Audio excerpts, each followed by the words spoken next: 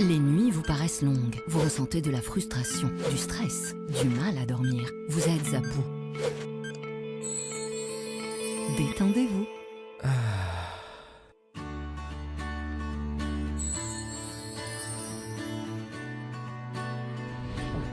Réduction du temps d'endormissement, diminution des réveils nocturnes, relaxation. Une bonne nuit, ce n'est plus un rêve. Ce produit est un complément alimentaire sans dépendance disponible en pharmacie. N'hésitez pas à demander conseil à votre pharmacien. Mérinal, notre priorité, la qualité.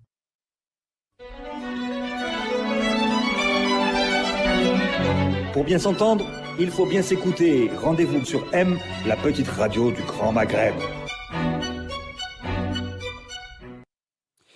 Amis auditeurs de Radio M, bonjour. Le 28e CPP, son présentateur attitré, Khaled Drarni, qui passe ce soir son 223e nuit à la prison de Qolia. Khaled Drarni, qu'on espère toujours avoir avec nous le mercredi suivant. Nous le disons à chaque émission et nous y croyons dur comme fer, parce que nous continuons à nous mobiliser pour lui ici et partout dans le monde. Toutes les personnes de bonne volonté qui savent que c'est un grand journaliste qui a été incarcéré pour son travail de journaliste. Nous avons aujourd'hui un numéro un peu spécial, on peut le dire comme ça, parce que nous sommes peut-être à un nouveau carrefour politique au lendemain de ce référendum sur la nouvelle constitution qui a été un grand échec pour le régime, qui a reconnu 23% de taux de participation, mais dont on peut remettre en cause, y compris ce faible taux de participation, compte tenu du fait qu'il signifiait qu'il y aurait eu 5,6 millions d'Algériens qui auraient été votés. Bon, alors, on ne les a peut-être pas vus, ces 5,6 millions d'Algériens votant pour ou contre la Constitution. Tournant politique aussi parce que le président Abdelmadjid Tebboune est absent et est malade, et il y a une véritable incertitude sur l'avenir politique de l'institution présidentielle. Nous sommes peut-être au seuil d'une nouvelle crise de vacances de pouvoir à la présidence. Pour parler de cette situation complexe, très politique, deux politiques et pas de journaliste sur le plateau aujourd'hui, c'est pas tout à fait le café presse politique. Le grand plaisir d'accueillir Nasser Haddad. Nasser, bonjour. Bonjour. Militant au long cours. Bonjour Hassan, merci beaucoup de m'avoir invité. Alors je peux dire tout de suite, ça fait longtemps que je devais t'inviter, mais je t'invite en particulier aujourd'hui parce que depuis des semaines, on prend des cafés à la place Audin, on est voisins, tu me disais, là, le vrai tournant psychologique, ça va être quand ils vont prendre un courant d'air, un coup de vent, un grand échec avec le référendum constitutionnel, s'ils le tiennent quand même. Ils l'ont quand même tenu et c'est ce qui est arrivé. Donc je tenais absolument à redébriefer cette séquence avec toi au Café Presse Politique. Merci d'être parmi nous. Merci, c'est moi qui vous remercie. Alors, militant associatif de ZEL 2.0 et habituel du Café Presse Politique, Jafar Khdari, bonjour. Bonjour. Un peu la même analyse sur cet enjeu Tout à fait, extrêmement important qui a été le vote du 1er novembre qui aurait dû redonner de la légitimité à un pouvoir, un régime qui était en mal de reconnaissance après l'élection dont on sait tous que c'était déjà un échec, celle des présidentielles du 12-12. Dans le cours de cette émission, on aura deux correspondances extérieures, un enregistrement avec Saïd Irzi qui va introduire un élément qui nous permettra de parler de l'après 1er novembre. On va voir cela tout à l'heure lorsqu'on fera passer cet enregistrement. Et puis, on ne peut pas terminer cette émission aujourd'hui sans lui consacrer un moment à ce qui est en train de se jouer aux États-Unis. Au moment où nous parlons, le mercredi à 18h, heure d'Alger, moins 9h pour San Francisco, il est 9h du matin à San Francisco, là où se trouve notre correspondante, ancienne présentatrice du Café Presse Politique, Day Khadridi. L'issue du bras de fer présidentiel n'est toujours pas connue parce qu'il y a 6 grands États qui n'ont pas fini de dépouiller les urnes et ce sera quelque chose qui sera connu peut-être même pas à la fin de la journée d'aujourd'hui aux États-Unis, et probablement même dans les prochains jours avec toutes les complications que les contestations, notamment du clan Trump, vont provoquer. On va l'évoquer en fin d'émission parce que c'est important et que ça a un impact sur la vie du monde et donc la vie des nations dans la nôtre. Merci à tous les amis auditeurs qui nous suivent, qui nous font l'amitié de continuer à être fidèles au Café Presse Politique. Est-ce que Nasser, alors le zéro en Kabylie, tu avais dit que ce serait la même chose en Kabylie, ça serait sûr. Mais on a eu le sentiment cette fois-ci que c'est l'Algérie qui s'est kabylisée parce que l'Algérie est retombée sur des moyens de vote semblables à celles de la Kabylie en temps normal, pour des législatives sous Bouteflika ou pour des élections locales sous Bouteflika. D'abord, il faut contextualiser. La situation du pays n'est pas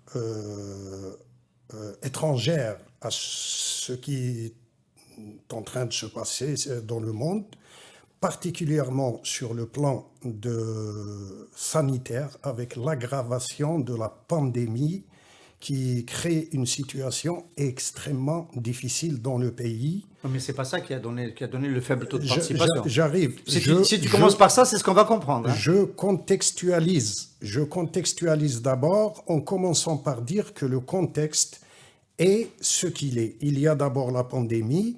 Ensuite, il y a une situation une perspective économique qui n'est pas très, très réluisante pour l'avenir du pays. Une fois que j'ai dit ça, je reviens donc à votre question avec précision. Le résultat du scrutin référendaire ne peut pas uniquement être analysé comme étant une démonstration, encore une fois, du statut minoritaire du régime. Et ce que tu as dit, la kabylisation de l'Algérie, c'était prévisible. C'était prévisible pourquoi ?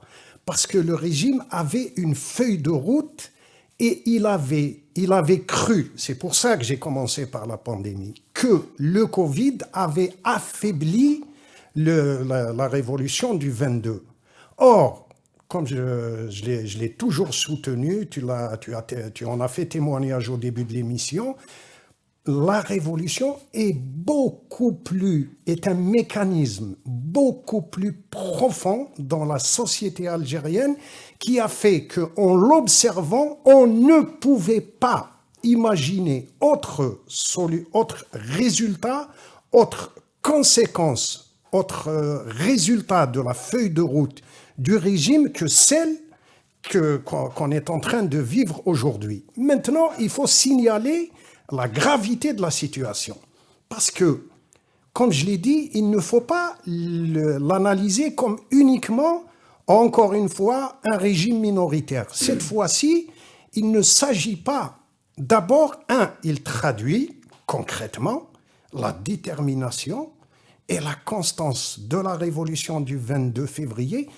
Calmement, dans la sérénité, le peuple algérien est en train d'appliquer sa feuille de route. Il y a deux feuilles de route. Il y a celle du pouvoir, il y a celle de la révolution. Et aujourd'hui, c'est celle de la révolution qui est en train de s'imposer. Avec une nuance. Dans les faits. Avec une nuance. C'est dans les faits. Le 12-12, la feuille de route de la révolution, c'était quand même d'empêcher le 12-12. Cette fois-ci, c'est différent. C'est de laisser faire. Je fais partie de laisser faire et de boycotter. Je fais partie de ceux qui ont toujours dit qu'il ne faut pas utiliser le verbe empêcher. J'ai toujours dit qu'il faut utiliser le verbe disqualifier. Parce que empêcher, c'est en contradiction avec l'aspect pacifique de la révolution de février. Disqualifié, c'est en cohérence totale avec la révolution de février. Et donc, c'est ce qui s'est passé cette fois. Et c'est ce qui s'est passé. Le 12-12 a été disqualifié politiquement. Mais le passage en force de la feuille de route du régime ne peut pas avoir les mêmes effets que ce scrutin référendaire. Pourquoi ? Parce que lorsqu'il s'agit d'un président ou d'un gouvernement, c'est déjà déterminé dans le temps. On peut renverser un gouvernement ou un président par des élections en cours de mandat ou à la fin de son mandat. Ça n'engage pas l'avenir du pays.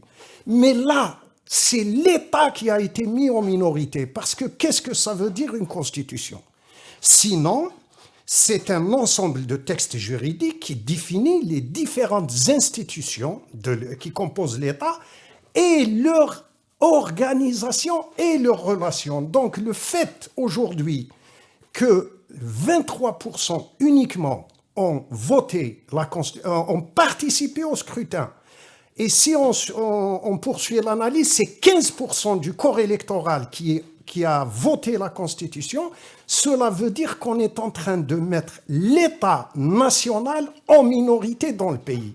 Et c'est ça la différence d'un point de vue juridico-politique. Donc, tournant politique. Tournant politique, il y en a qui ont dit que cette fois-ci, le processus, la feuille de route n'a pas été autant défendue qu'autant de Ahmed Kaïd Salah qui, pour la présidentielle, a fait en sorte que le taux soit très gonflé, suffisamment pour donner du crédit à cette élection, qui n'en avait pas, et que cette fois-ci, il n'y avait plus, notamment avec l'absence de Abdelmajid Tebboune, un centre de décision pour essayer de sauver la face à ce référendum raté.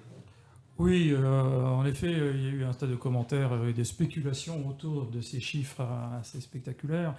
Il y a même eu un communiqué assez étrange de la présidence qui ne parle pas du oui formel au référendum sur la base des votants, mais qui souligne, qu'est-ce qu'il dit ? Il dit, en gros, il dit oui, on a perdu, mais nous avons l'honnêteté de le reconnaître, et c'est nouveau. Et c'est la marque de cette nouvelle allée de Tebboune, etc. Bon, ce qui est une manière tout de même assez étrange compte tenu des mœurs politiques auxquelles nous avait habitués ce régime, qui était plutôt dans le triomphalisme et dans le traficotage des chiffres.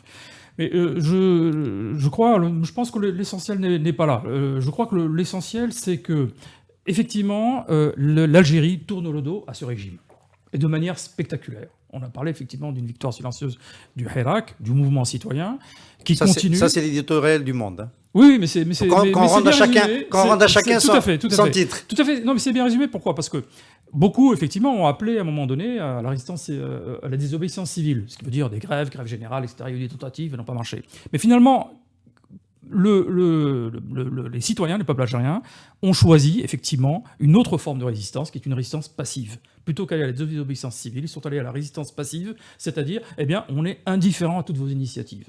Et la feuille de route essentielle qui était fixée à Tebboune, c'était effectivement de reconstruire un semblant de construction politique qui puisse permettre au régime de perdurer. Et cette tentative est aujourd'hui complètement invalidée. Notamment parce qu'il s'est appuyé sur les partis de l'ancienne coalition ? Alors c'est plus compliqué, on le sait. Il y a probablement eu une tentative d'ouverture qui a été avortée pour des raisons obscures. Probablement des jeux de coulisses qui l'ont empêché d'aller dans telle ou telle direction. Mais peu importe. De toute façon, il en assume la responsabilité.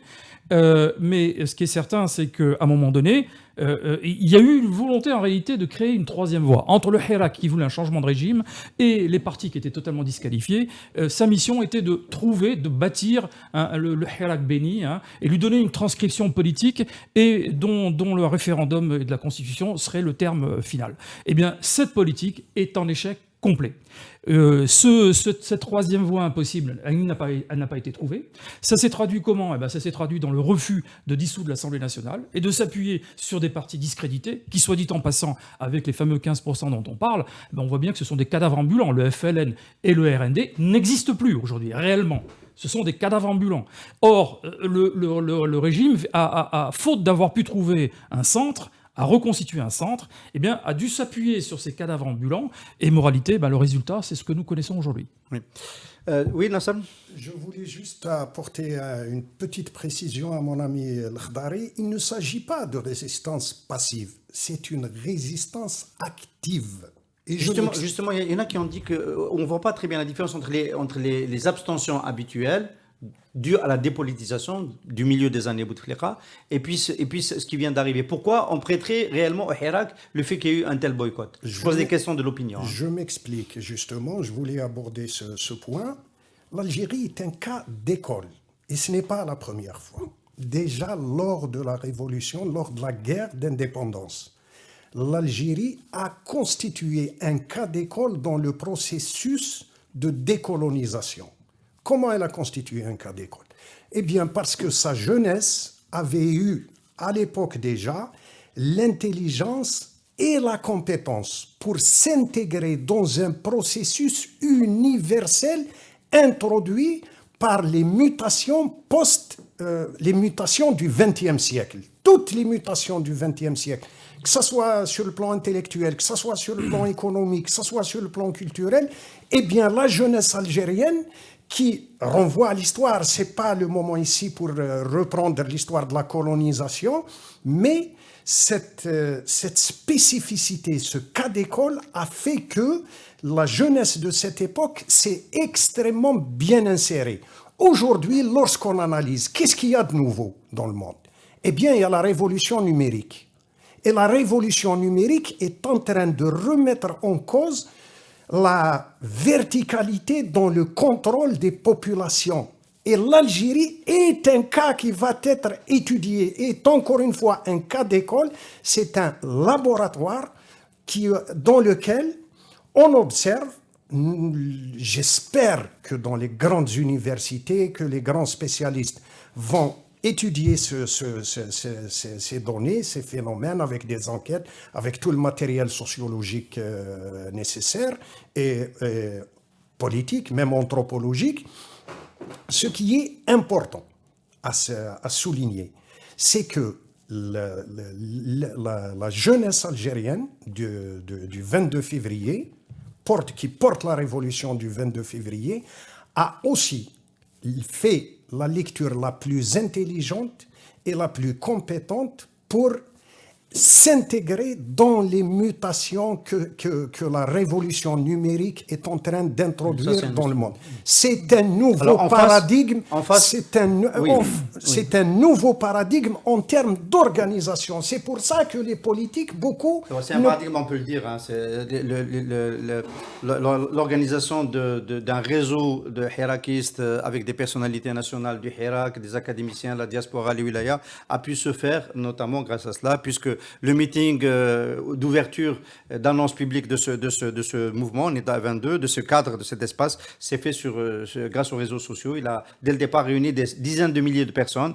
Et l'espace public est enfermé, les salles sont fermées, tout est fermé. Et il est possible de construire un mouvement d'échange, de concertation, grâce à cet instrument. Mais ça ne répond pas à la question du jour. Est-ce que le régime a fait une erreur de s'entêter à maintenir ce référendum après que Abdelmadjid Tebboune ait été expatrié en Allemagne? Oui, incontestablement. Mais il aurait été préférable, de leur point de vue, de reporter au moins, voire d'annuler, parce qu'on voyait bien tous les indices de l'échec annoncé, notamment la faible, voire la participation absolument nulle à tous les débats sur la Constitution, en dehors de la question du Covid. Le Covid est venu surdéterminer la désaffection, et donc il y avait un rejet politique flagrant de toute cette procédure.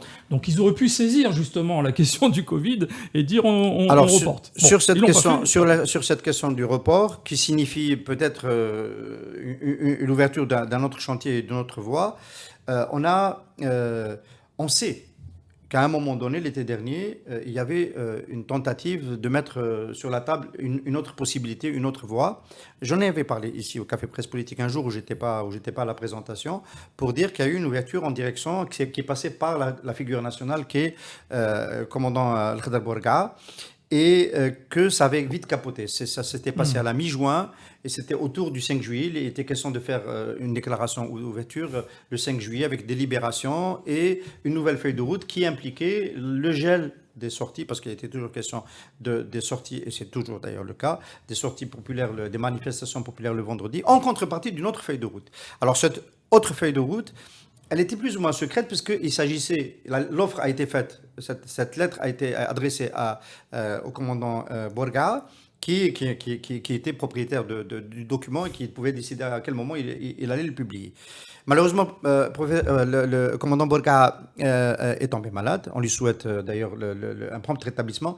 On ne va pas être alarmiste, mais depuis 5 jours, il est quand même à la clinique des Glycines, il est quand même en réanimation. Mais il est conscient, il échange avec sa famille, et il a notamment, avant d'être en réanimation, proposé à Saïd Hirzi, journaliste, qui est un proche du commandant Bourga, de rendre public ce que lui voulait rendre public le 17 octobre avant qu'il ne rejoigne la clinique. Ce document était quand même relativement important, parce qu'on va en parler, parce qu'on se rend compte que, quand tu dis ils auraient dû annuler le référendum, ils y avaient pensé. Enfin, en tous les cas, une aile du régime y a pensé.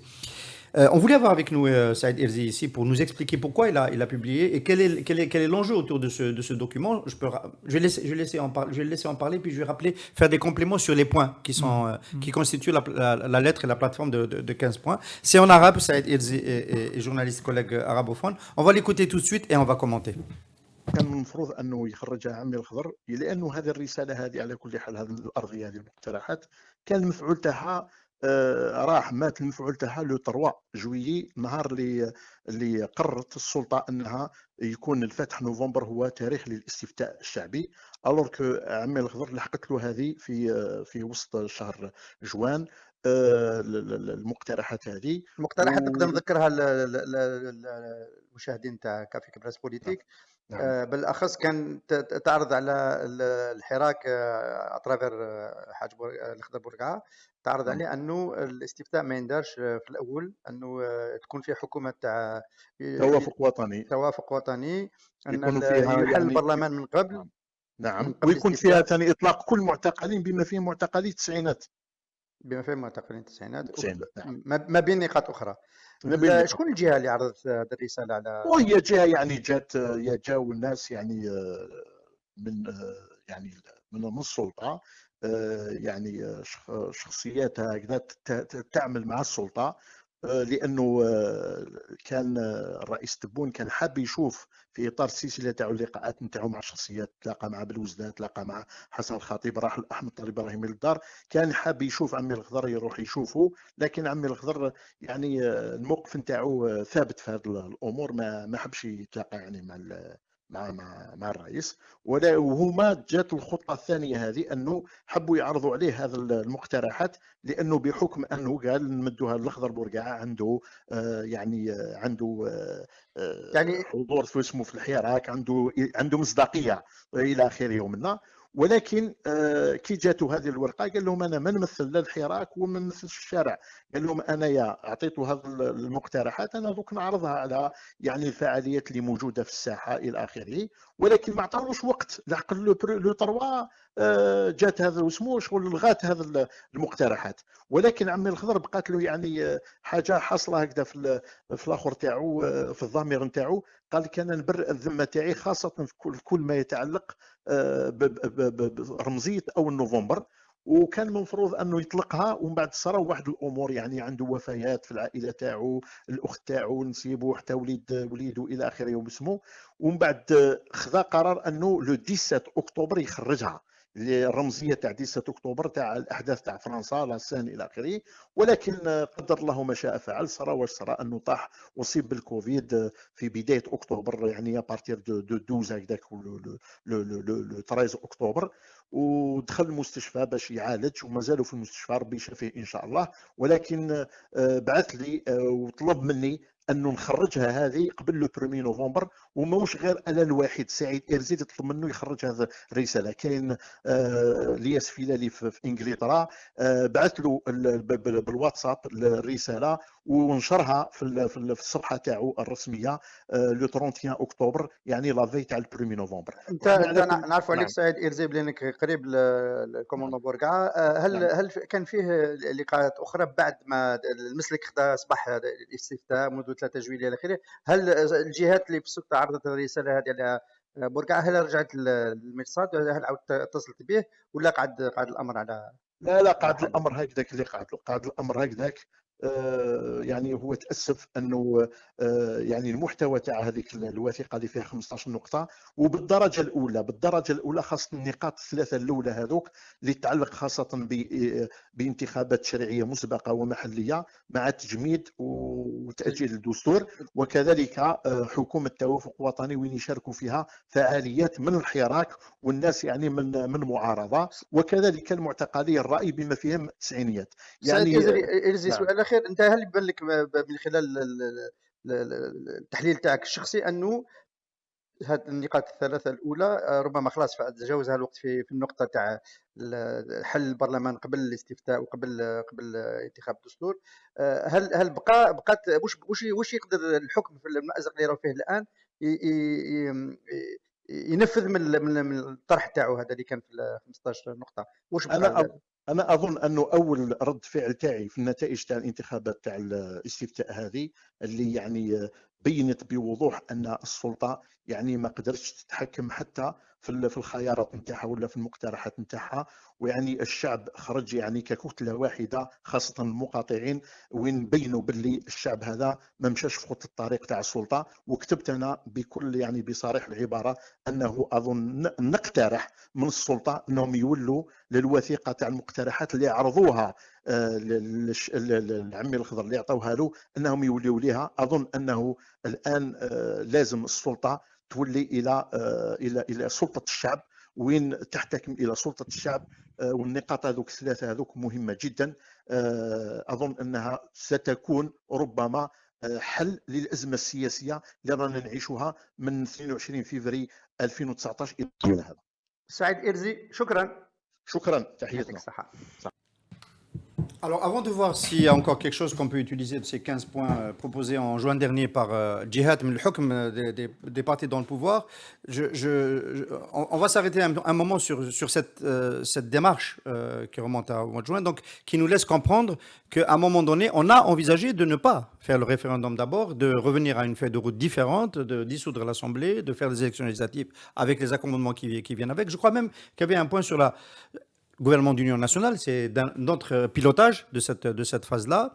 Alors, pour compléter les informations, parce que je fais partie des gens qui ont pu voir ces 15 points à l'époque, il n'était pas question de les rendre publics parce que ça appartenait au commandant Bourga de le faire. Hein. Donc, il y avait ceux qui ont discuté avec lui, c'est le général Rajdi, donc nouveau patron de la DSI, qu'il avait reçu à la demande, donc c'était quasiment une convocation. Le conseiller politique de Abdelmajid Tebboune, donc M. Allahoum, et le médiateur de la République, Karim Younes. Donc voilà, un peu les partis qui ont discuté de ce projet-là. Et je ne sais pas quelle est la partie qui a adressé la lettre in fine, qui comprend ces 15 points. Et donc on a envisagé à un moment donné de faire autre chose. Alors ma question c'est, entre le 15 juin et le 3 juillet, est-ce qu'il y a eu un bras de fer? Qu'est-ce qui a fait que finalement on se soit revenu ou qu'on soit resté sur la feuille de route référendum et on ne tient compte de rien du tout? Bien malin qui pourra répondre à cette question. C'est-à-dire, personne ne dispose de suffisamment d'informations. D'abord, la lettre a été rendue publique il y a deux jours, 2-3 jours, le 30 octobre, selon notre ami Saïd. Et par conséquent, on ne sait pas, c'est-à-dire personne ne peut aujourd'hui répondre à cette question. On n'a pas les éléments d'information pour savoir. Bon, vous nous avez donné les noms, donc les protagonistes. Voilà, qui ont reçu ou qui ont, je reprends ton verbe, convoqué Amir Khadr. Quelque part et qui ont discuté. Non, celui qui l'a convoqué, c'est le militaire. Les civils sont venus lui rendre visite. Ah, donc ça ne s'est pas passé au même moment? Non, pas en même temps, les uns après les autres. Ah, vous voyez déjà, c'est-à-dire on n'a pas suffisamment d'éléments pour pouvoir faire une quelconque analyse. Ce que moi je considère que ce qui est concret, ce qui s'est réellement passé. Maintenant, les offres, ça peut être une aile du régime, ça peut être une manœuvre tactique, ça pouvait être... on ne sait pas ce qui s'est réellement passé. Donc, nous devons nous en tenir au concret, au réel. Et le réel, il y avait la feuille de route, donc mettre en place la façade civile, c'était le 12-12, proposer, répondre par une manœuvre à l'une des revendications phares de la Révolution, c'est-à-dire l'émergence de la République. Bon, certains parlaient de Deuxième République, moi je fais partie de ceux qui parlent de la République parce qu'on n'a jamais eu de Première République pour parler de Deuxième République. Donc, à la place de tout ce corpus conceptuel élaboré par la Révolution, par la jeunesse, par le Hirak, ils ont, comme à leur habitude, le système a essayé de pervertir cette approche en proposant la nouvelle Algérie. Donc la feuille de route, le projet de constitution, de révision constitutionnelle faisait partie de la feuille de route du régime. C'est une information qui nous est tombée. Bon, on lira. D'abord, moi, personnellement, je n'ai pas encore lu le document. Oui. On va lire le document et on avisera après. Voilà. Par rapport à ce que vous dites, en réalité, il s'agit de deux voies totalement différentes. Et effectivement, si elle avait été... C'est une chance perdue pour l'Algérie. Parce que je pense qu'effectivement, il y avait une ouverture intéressante qui répondait un peu aux exigences du moment et que la voie qui a finalement été choisie est une catastrophe.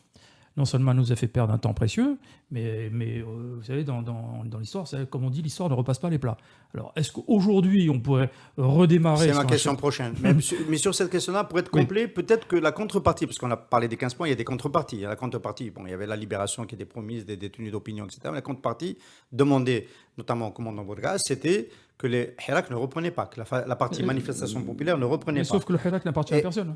C'est ce qu'il a répondu. Et donc, il n'y avait personne en mesure d'apporter des garanties selon lesquelles le Hirak ne reprendrait pas. Donc, non, mais si cette offre avait été sérieuse, c'est-à-dire qu'en gros, de quoi s'agit-il ? Il s'agit de reconnaître un transfert de souveraineté au peuple algérien, aux citoyens algériens, qui se constituent comme tel. Si cette offre avait été sérieuse, eh bien, le Hirak de lui-même, on voit bien, il fait preuve d'une maturité extraordinaire, y compris, comme on l'a dit, dans cette résistance qu'il a fait par rapport et la forme qu'il a choisie dans le contexte, c'était la meilleure fois. Et du reste, tout le monde salue la victoire du Hirak, la victoire du mouvement citoyen dans cette séquence. Bon, il aurait certainement, si les choses avaient été sérieuses, les choses se seraient probablement très bien passées. Donc vous considérez... Mais moi je vous dis, juste Général Rachdi, conseiller Allahum, bon, Karim Younous, vous pensez que c'est pas sérieux? Parce que c'est pas sérieux. On ne sait pas, mais alors on ne peut pas répondre à ça parce qu'on ne sait pas ce qui se passe derrière le rideau. Mais qui a bloqué ça? Pourquoi ont-ils reculé par rapport à cette offre? Ça, j'en sais rien. La seule chose qu'on peut dire de loin, parce qu'on connaît un petit peu la logique des régimes autoritaires, c'est que vous avez effectivement, la Walidi avait sorti ce schéma classique d'analyse de ce type de régime entre hardliner et softliner, entre la tendance dure et on sait très bien qu'il y a des conflits permanents. Il y a ceux qui savent que ça peut plus durer et qu'il va falloir commencer prendre l'initiative nous-mêmes du changement, sinon il va nous être imposé de la pire des manières. Et puis il y a ceux qui pensent que avec les bonnes vieilles recettes, y compris en maniant la carotte et le bâton, on arrivera à rétablir le truc. Bon, alors, apparemment, visiblement, c'est la tendance dure. La tendance dure, elle a une bonne raison aussi de se manifester, c'est qu'elle considère, et peut-être pas à tort d'ailleurs, que si on commence à ouvrir, on perdra tout.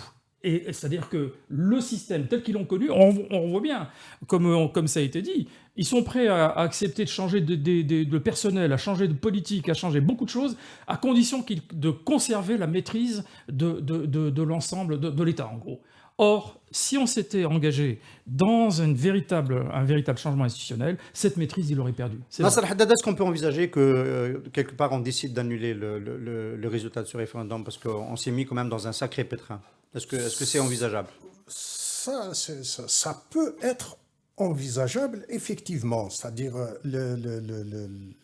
l'acte en lui-même doit être le résultat d'une approche politique négocier toute la problématique et assise sur un point, c'est le contrôle du processus de changement que le Hirak, que la révolution revendique. C'est le contrôle, c'est une obsession chez le système, c'est-à-dire ils sont disposés... Sauf que cette fois, ils ont contrôlé le statu quo, pas le changement. Depuis le 12-12, c'est plutôt le statu quo qui est contrôlé. C'est parce qu'il y a un rapport de force qui a été équilibré politiquement par la révolution du 22. La révolution du 22 a créé un équilibre en termes de rapport de force politique par l'intelligence de la démarche. C'est-à-dire qu'à chaque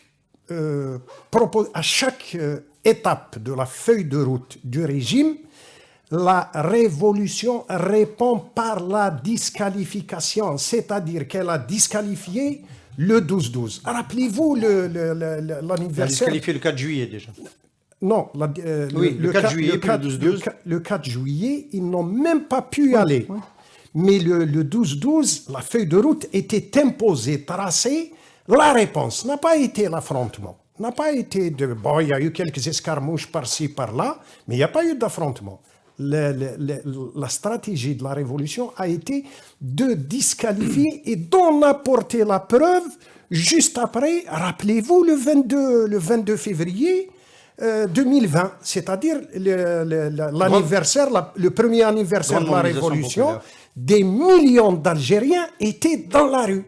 Donc, la réponse politique était claire. Il y a eu ensuite la pandémie. Le régime a cru qu'il pouvait, de mon point de vue, il a commis une erreur stratégique. C'est celle qui consiste à réduire la révolution du 22 aux marches du vendredi. Les marches du vendredi, c'est une opinion publique physique qui s'exprime pour leur rappeler leur forfaiture. Leur forfaiture, c'est une...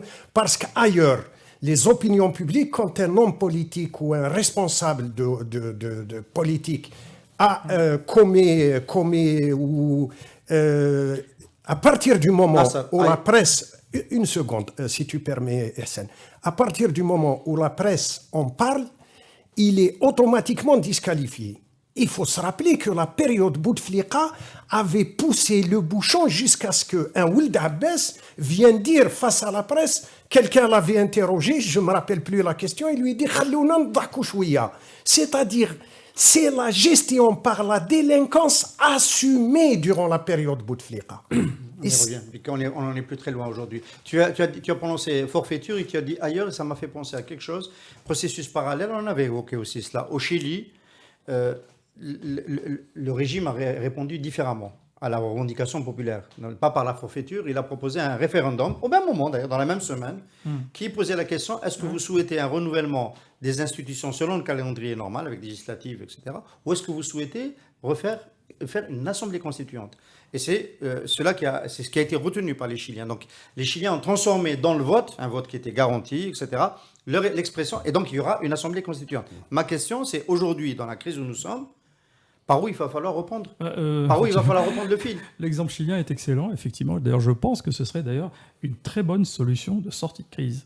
Laisser le choix aux Algériens par rapport à cette question, et tu connais ma position. C'est pas la bonne question qui leur a été posée. C'est pas la bonne question, mais ça pourrait être une question qu'on leur poserait. Après tout, sur ce débat qui n'en finit pas, posons la question aux citoyens algériens et demandons-leur s'ils veulent se doter d'une assemblée élue constituante qui choisira les institutions de l'Algérie future. Voilà, c'est simple. Ou alors rester dans le cadre de la même constitution et renouveler les institutions. Ça me paraît une solution simple. Alors, pour répondre à la question que tu as posée tout à l'heure, est-ce que la question aujourd'hui est valable? Alors, d'un point de vue juridique, formellement, oui, on peut le dire.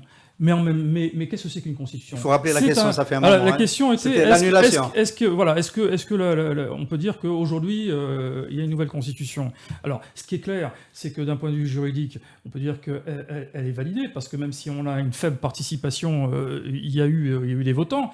En revanche, sur un plan politique, elle est invalidée. Or, une constitution, c'est un pacte politique, un pacte social entre la société civile et l'État. Et la société civile a répondu clairement et massivement, pas une majorité relative, à une majorité massive. Non. Donc, aujourd'hui, cette nouvelle constitution est absolument inapplicable. Ça, c'est clair. Et ce serait une folie pure de vouloir s'entêter à l'appliquer.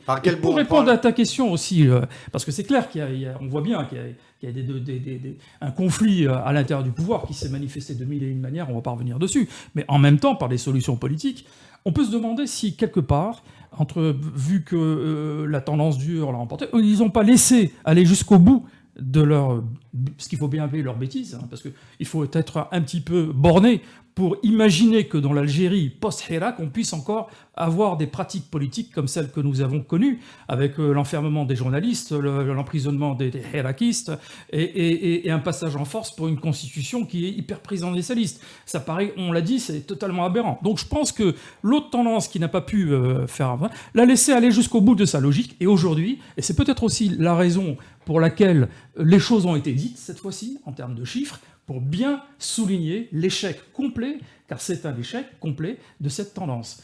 et peut-être que ça ouvre de nouvelles perspectives. Et ce serait quoi de nouvelles perspectives? Est-ce qu'on peut imaginer, alors la question suivante toujours, est-ce qu'on peut imaginer que le gouvernement Djerad, c'est aussi son échec, parce qu'il était sur le terrain pour mener la campagne, on se rappelle du passage de Ferhat El Tali dans la wilaya de Tizi Ouzou.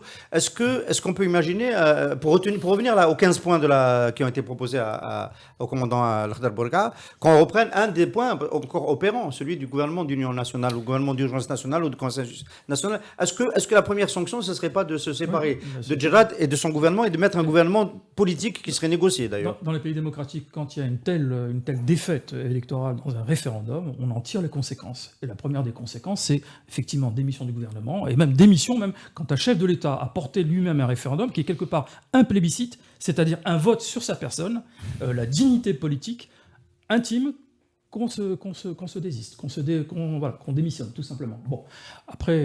Pour répondre à cette question-là, en un mot, est-ce que le fait que Abdelmadjid Tebboune soit malade et physiquement disqualifié, est-ce que c'est un facteur qui va bloquer les réponses, ou est-ce que ça va donner plutôt la main libre aux vrais détenteurs du pouvoir, l'armée, pour faire avancer une feuille de route sans lui?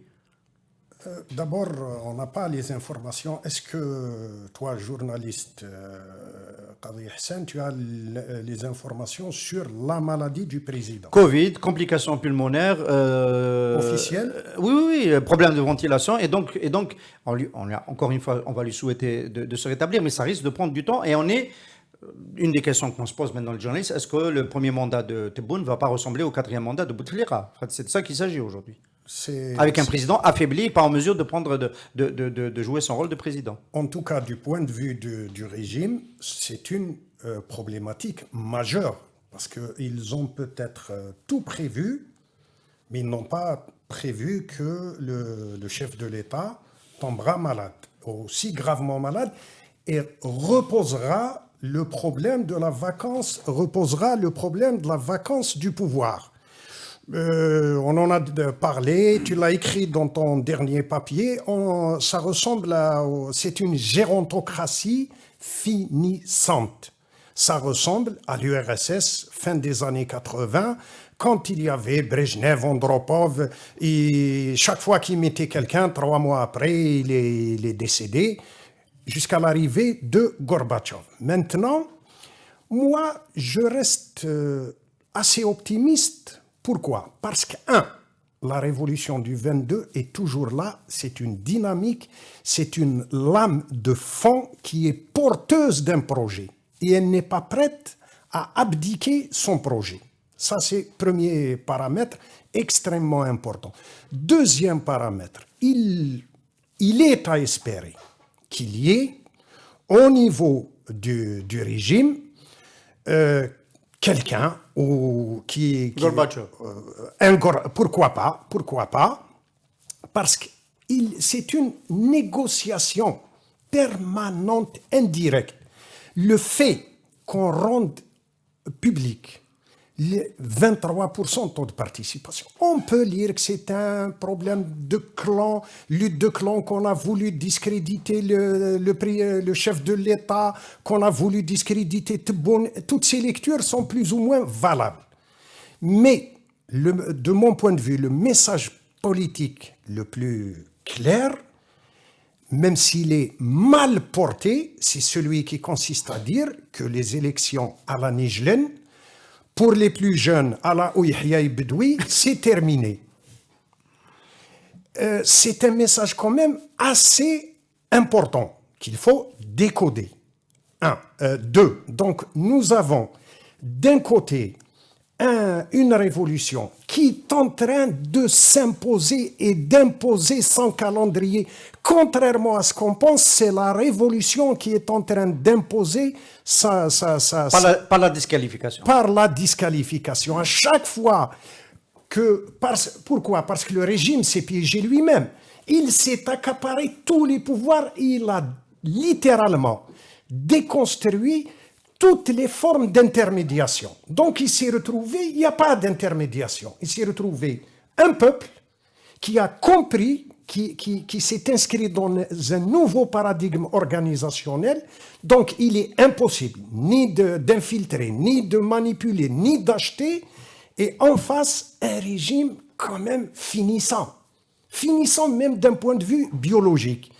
Mais il y a cette forme de négociation. Moi, je vois, je le dis, je vois donc cette fin des élections à Monténégrin et où ce que tu dis, Nasser, ici, et laisse entendre que la prochaine échéance, c'est-à-dire il va falloir y aller. Il va falloir y aller, c'est ça. Non. C'est ça que ça signifie. J'en arrive. Je n'ai pas dit ça. Non, mais voilà. On peut le comprendre. Non, vous ne pouvez pas le comprendre.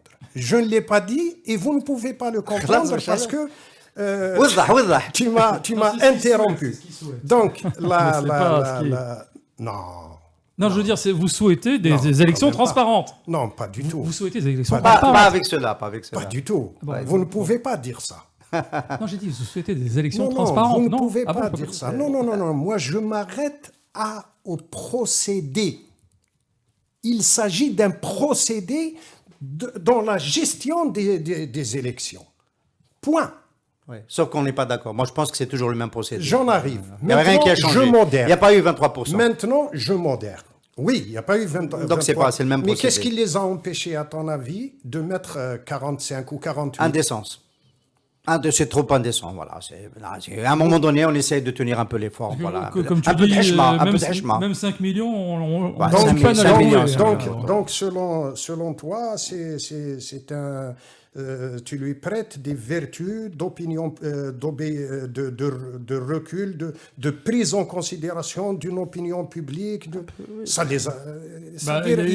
y a quelque chose qui ne va pas dans ton raisonnement. Il y a une opinion qui Il y a quelque chose qui ne va pas, Ihsan, dans ton On ne peut pas, quand il n'y a personne qui a voté, quand il y a aussi peu de gens qui ont voté, monter à 42% ou 40%, il y a eu certains de leurs relais, dont un universitaire, je ne me rappelle plus comment certains ont publié sur Facebook 38, 40 à l'avance.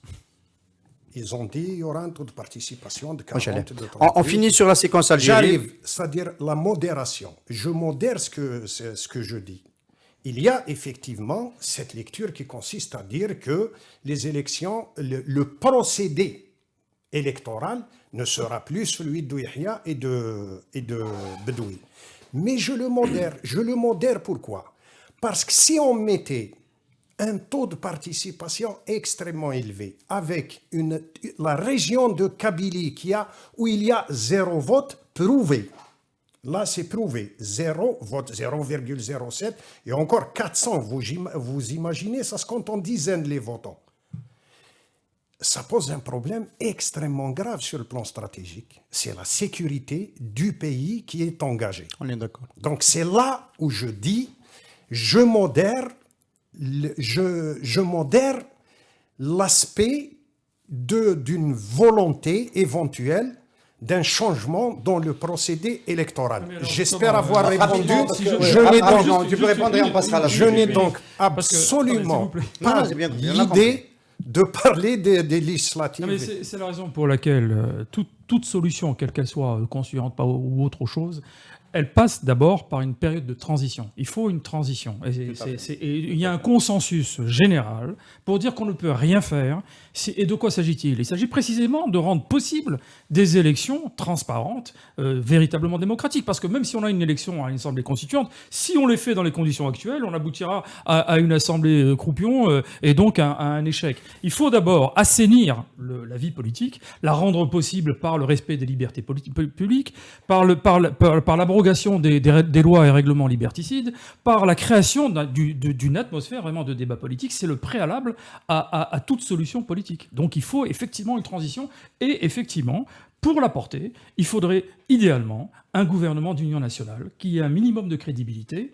Et c'est pourquoi je pense qu'aujourd'hui, nous sommes dans une séquence où un certain nombre de personnalités relativement, disposant d'une certaine autorité et d'une certaine reconnaissance, aussi bien dans la population que dans certaines parties du pouvoir, doivent aujourd'hui prendre la responsabilité et lancer un appel, à mon avis, à une rupture, à la mise en place justement de cette transition et à la mise en place d'un gouvernement d'union nationale qui assumerait ce programme. C'est vrai que ces personnalités-là auxquelles tu penses, on les a plus entendues depuis très longtemps, donc ce qui a contribué un peu à la dépolitisation de l'expression publique depuis plusieurs mois. Dekhadredi, bonjour. Bonjour aux auditeurs du Café Presse Politique et aux invités du Café Presse Politique. Bonjour Hassan. Bonjour, il est 10h moins 10 à San Francisco. On ne connaît pas encore l'identité du président des États-Unis après le rallye électoral de ces dernières 24 heures. Comment ça se présente? Alors, c'est encore très très serré. Il y a encore, on attend encore les résultats de la Pennsylvanie qui va probablement, parce qu'en Pennsylvanie, il reste la Philadelphie qui est pour Biden, donc on ne sait pas encore exactement. Michigan, Wisconsin, apparemment c'est terminé, mais et c'est pour Biden. Et la Géorgie c'est presque terminé aussi, et ça va pour Trump. Donc c'est encore très très très serré. Pardon, le dernier État que tu as cité, Daïcha, c'est le Nevada, c'est ça? Géorgie. Géorgie. Le Nevada, Mazel. Ce sont tes voisins là, à côté. Ils n'ont pas encore terminé. Ils sont à 86% des voix, du total des voix comptées. Et qui mène le lead, qui tient le lead, c'est Biden? C'est Biden. Dans le Nevada, c'est Biden. Est-ce qu'on peut dire, Daïchadridi, que comme l'a prédit de manière extrêmement spectaculaire Bernie Sanders, ce sont les voix, les votes anticipés qui n'auront pas été comptabilisés au moment de la fermeture des bureaux de vote qui vont faire la différence sur les swing states, et que c'est ça, tout le problème vient de là? Ça, oui, ça va peut-être coûter l'élection à Biden, même s'il la gagne, parce que c'est pas terminé, et comment dire, ça a créé même y compris le fait que les démocrates avaient essayé de prévenir en disant il faut attendre, les résultats de la nuit même ne sont pas les définitifs, etc. Ça a donné un gros coup au moral de ceux qui ont voté démocrate de voir des résultats aussi serrés, sans le comptage des voix par anticipation et par courrier. Donc, mais dans la vérité aussi, c'est un vote très très très serré, beaucoup plus serré que ce que donnaient les sondages. Bien sûr. Donc, pour moi, c'est une sorte de débat, y compris si Biden finit par gagner cette élection, il a pas encore perdu du tout, hein. Et même si les démocrates la gagnent, je trouve que c'est quand même Tiré par les cheveux. De débattre, parce que dans l'état où se trouvait Trump, dans l'état où se trouve l'Amérique, gagner avec les 20, ils ont la différence, hein, le Wisconsin et Michigan, ils viennent de terminer. La différence dans le Wisconsin, c'est 20 000 voix, dans le Michigan, c'est 30 000 voix. Donc c'est Michigan, qui a gagné Michigan? Michigan, Biden l'a emporté, mais la différence de voix, si je me trompe pas, hein, je suis en train de voir le comptage de vote. Non, mais donc il a gagné alors.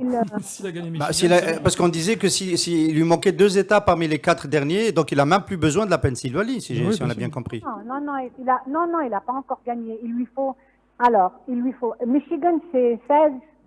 Il a combien de 16 grands électeurs. Il a combien de grands électeurs actuellement? Il en est à maintenant, il en est à 227. Donc, non. Il n'a pas. C'est encore serré. Hein, Non, il était plus. Il était à 238. Il était à 238 il y a 2 heures. Ouais. Pas du tout. Ah bah si. Là, je suis sur le Washington Post et c'est à 227 contre 213. Hein, c'est pas du tout. Moi, sur CNN, ils affichaient 238. Et si la Pennsylvanie va à Trump, bon, il y a l'Arizona qui est en train de sérieusement inquiéter les républicains. En tout cas. Mais l'Arizona a déjà voté Biden? C'était confirmé, ça? Non, c'est pas terminé. Ah bon? C'est pas terminé. Ils sont encore en train de compter les votes.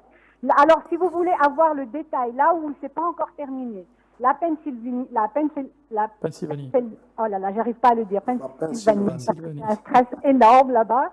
Alors, ensuite, l'Arizona, le Nevada. Voilà, ceux que j'ai encore, où il y a encore... Les autres, ils n'ont pas encore annoncé les résultats, mais je vois qu'ils sont déjà à 100%. Alors là, on est à peu près sûr, Day Khadriti, hein, là on est à peu près sûr que on est un peu sur le chemin de l'élection Bush-Al Gore de 2000. C'est-à-dire qu'il va y avoir probablement un décompte sur 1, 2, 3 États éventuellement. Avec la démarche de contestation déjà annoncée par Donald Trump, Absolument. On est parti pour une crise institutionnelle. On est parti pour une crise institutionnelle et Trump, il a annoncé sa victoire à 2 heures du matin.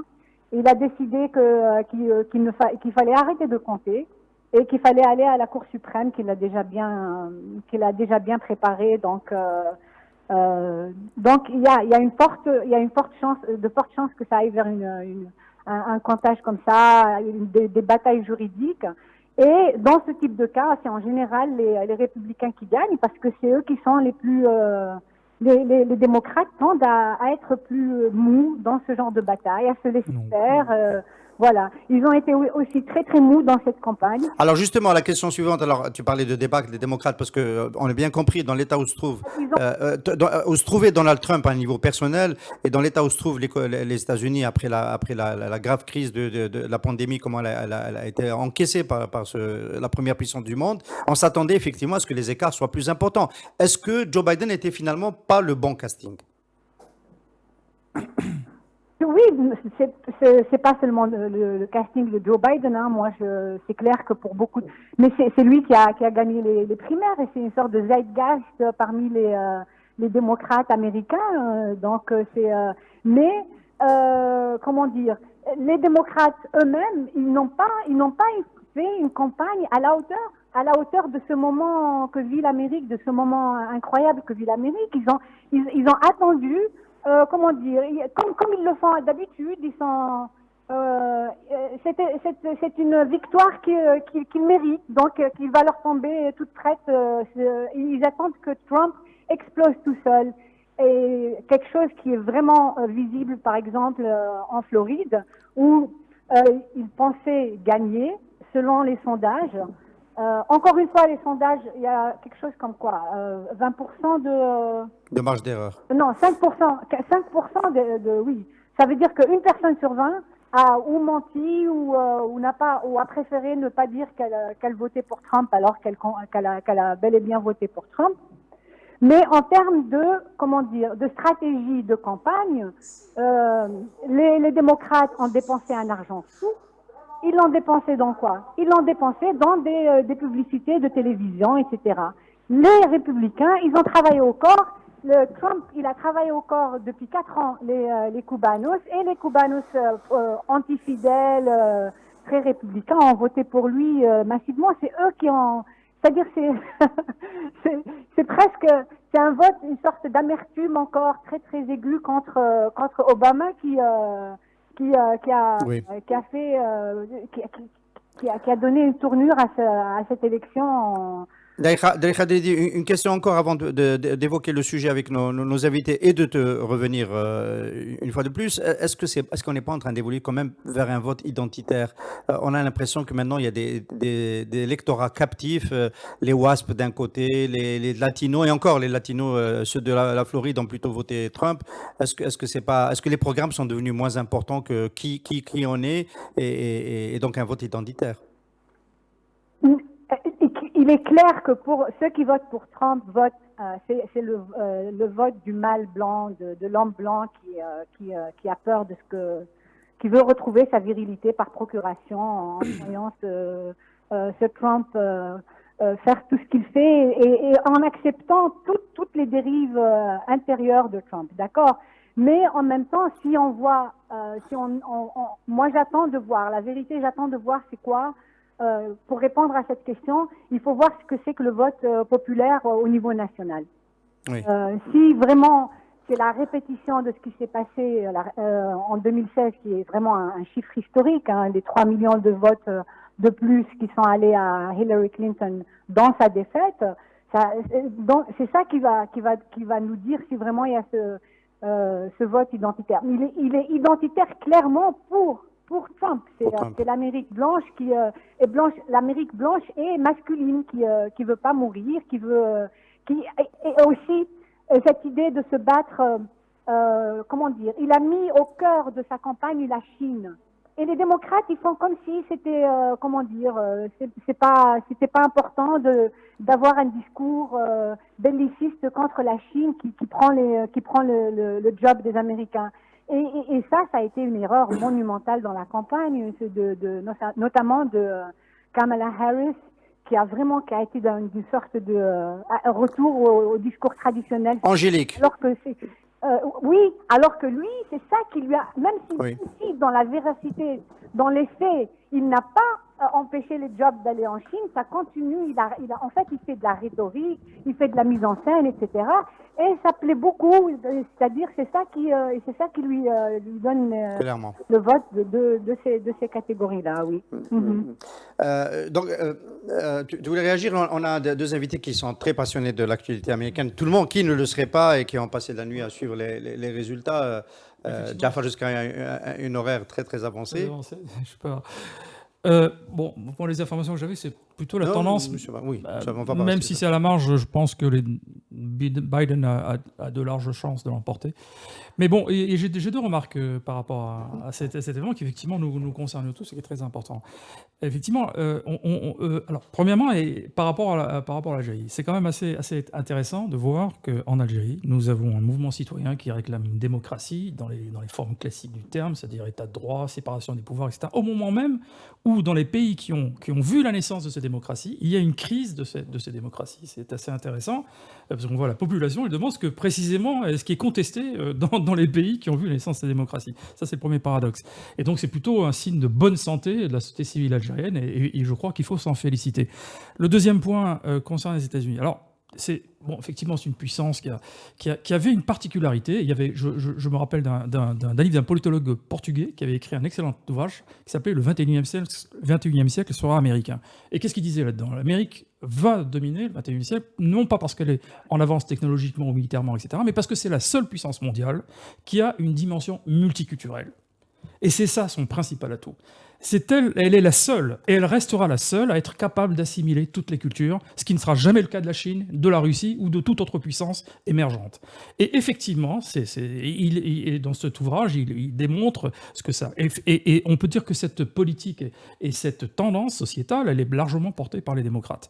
Alors, est-ce qu'aujourd'hui, en introduisant plutôt une politique de clivage identitaire, on n'a pas une régression par rapport à cet atout majeur de la puissance américaine, et auquel cas, effectivement, moi j'aurais tendance à dire que Trump, loin de rendre l'Amérique plus forte, la rend au contraire plus faible qu'elle ne l'aurait jamais été, alors que les démocrates allaient dans le sens du temps, en intégrant cette dimension multiculturelle qui faisait d'elle, effectivement, la seule puissance capable de parler au monde, et dans lequel toutes les populations pouvaient s'identifier.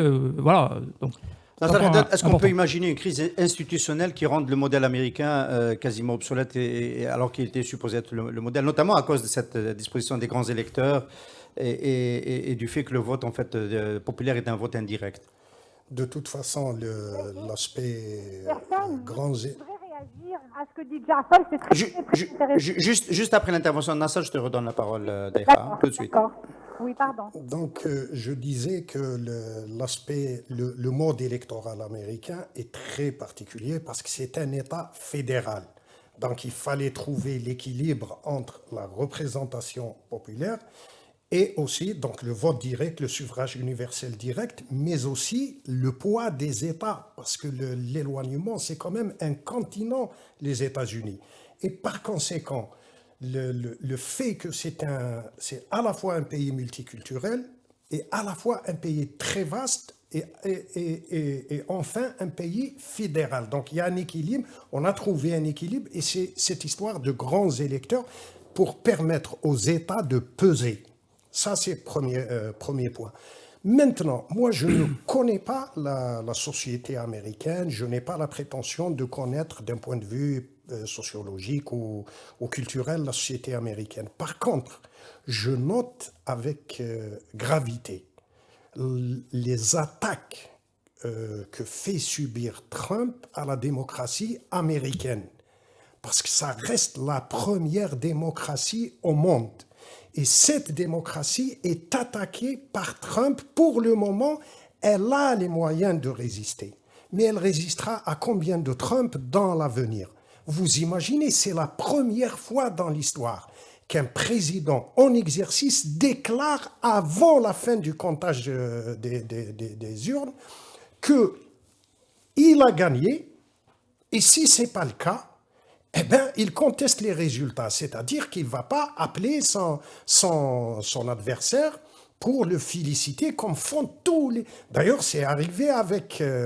la crise a été évitée de justesse et tu as eu raison de renvoyer à Al Gore et Bush Junior. Sauf que Al Gore avait compris la gravité et il a préféré qu'il n'y ait pas de crise du tout. Il a appelé son adversaire pour le féliciter et le reconnaître comme président. Alors, je n'ose même pas imaginer le fait que si Joe Biden gagne réellement les élections et que 50% des Américains vont le contester, il y a risque de guerre civile.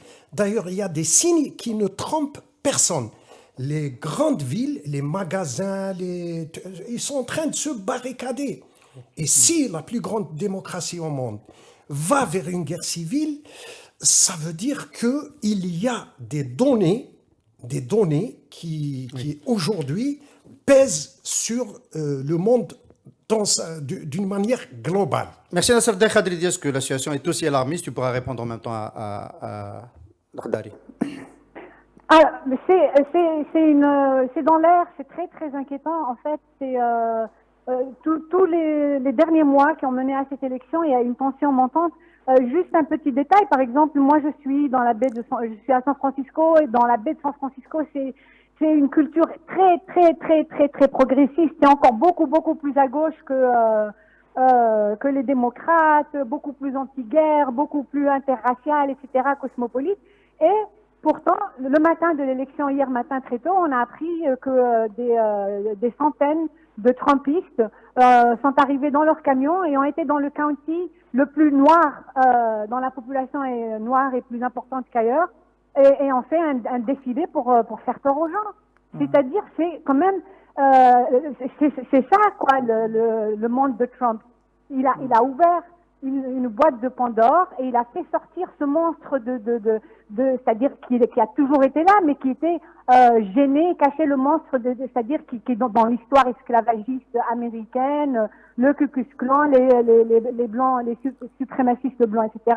Il leur a permis de se sentir complètement sans gêne. Donc il y a cette forme-là qui fait très peur. Il y a effectivement je suis tout à fait d'accord avec Jafar qui dit que le vote pour Trump, c'est un vote américain pour la fin de la démocratie parce que il est foncièrement, c'est-à-dire son comportement est foncièrement antidémocratique. Ce qu'il fait, c'est ça, les choix, la manière forcenée de mettre des juges, je veux dire, tout ce qu'il fait qui a été ne pas respecter les traditions démocratiques, de montrer ses taxes, etc. Le fait qu'il s'en fout des conflits d'intérêts, que ces hôtels font du business à fond de sa fonction de président, etc. Autant de choses qui auraient dû faire en sorte dans une démocratie en bonne santé qui aurait dû provoquer son éviction par les urnes tranquillement. La bonne nouvelle, c'est que chez les démocrates, il y a quand même le squad, il a été réélu, Ayanna Pressley, Alexandria Ocasio-Cortez, Ilhan Omar, Rashida Tlaib et bien d'autres qui sont des nouveaux arrivants dans le camp des démocrates et qui vont, j'espère, siéger au Congrès, mettre la pression, exactement, et qui vont mettre la pression sur les démocrates pour avoir un peu plus d'épines dorsales face aux républicains sur les questions importantes. Et sur la question du vote aux États-Unis, effectivement, il y a un vrai problème d'en parler le deuxième invité, c'est-à-dire des grands électeurs aux États-Unis. Et c'est quelque chose qui devient tellement problématique et utilisé de manière, qui est toujours à la faveur des républicains. Alors, ça a créé, du coup, ceux qui refusent, je voulais en parler parce que les médias n'en parlent pas beaucoup, alors que c'est une initiative très très intéressante et qui risque vraiment de déboucher sur quelque chose s'il n'y a pas de guerre civile. Il y a une initiative qui s'appelle Interstate Vote Compact, qui va pour ne pas aller à un changement de constitution. Parce que le vote des grands électeurs, c'est un vote du temps de l'esclavage. C'est vraiment pour permettre aux États du Sud d'avoir autant de poids que les autres qui ont beaucoup plus, une population plus importante. Donc, et pour ne pas avoir à changer la Constitution, il y a un accord qui est en train d'être fait entre des États qui comptent leurs grands électeurs pour que, comment dire, s'ils arrivent à avoir plus des 270 voulus, pour que, comment dire, qu'ils, eux, attendent le résultat du vote populaire national et respecter ce choix-là, quel qu'il soit démocrate ou républicain. Et ça, c'est une initiative vraiment, vraiment intéressante. Très intéressante, effectivement. Je ne connaissais pas cette initiative. Merci beaucoup, Daï Khadridi. Il est 7h10 à Alger. On a fait 1h10 de CPP. On te reviendra parce que c'est parti pour être un feuilleton américain. Et derrière la vitre, on te dit que si jamais ça tourne mal aux États-Unis, tu as le droit d'asile d'office à la place Audin et au CPP à Boulevard Mohamed V. Ah, même si ça tourne, moi, j'appartiens au... Voilà, on va proposer le droit d'asile dans le sens inverse. Merci beaucoup. Merci Daï Khadridi, merci d'avoir été avec nous. Merci à vous. Merci.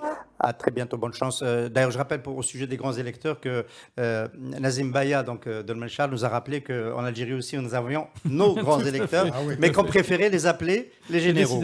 Les généraux, voilà, ils s'appellent chez nous les généraux.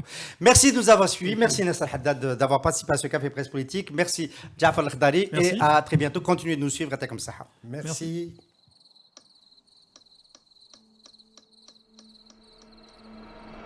Les nuits vous paraissent longues, vous ressentez de la frustration, du stress, du mal à dormir, vous êtes à bout.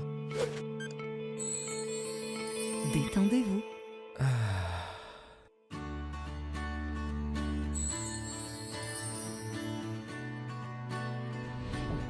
Réduction du temps d'endormissement, diminution des réveils nocturnes, relaxation. Une bonne nuit, ce n'est plus un rêve.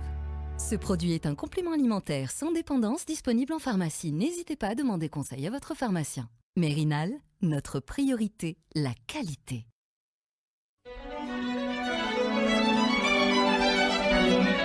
Pour bien s'entendre, il faut bien s'écouter. Rendez-vous sur M, la petite radio du Grand Maghreb.